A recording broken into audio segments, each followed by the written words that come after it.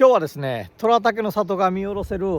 峠道に来ています。冬なんですけどね、暖かい日がさーっと昇って、こう水平線からね、明るい日差しがバーッとこう下まで来てます。ここ下に見えてるのはこれね、ビワです。虎竹の里っていうのは実は虎竹も特産なんですが、こういったビワだとかブンタン、ポンカンなんていう柑橘類も特産の本当にね、豊かなとこなんですよね。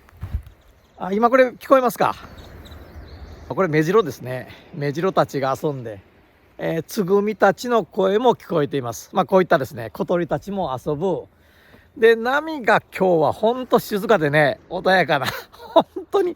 何とも言えない気持ちのいい朝なんですが、さて今日はですね、この安房駅の見下ろせるこの峠に、どうして来させてもらってるかというと、実はですね、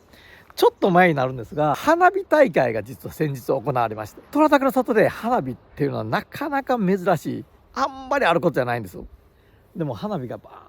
ーッとね、虎竹のふるさとである焼け坂の山を照らすように上がったという花火があったんで、この場所から撮影をしてるんです。真っ暗くなった中でですね、花火が一体どういう風に見えてるのか、今日はちょっと皆さんに見ていただきたくて、朝から峠に来ています。ピューボーンとこう上がってるんですよなんてこともない花火なんですが、やっぱり自分たちのふるさとで花火が上がると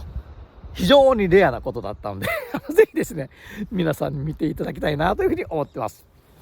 どうぞ。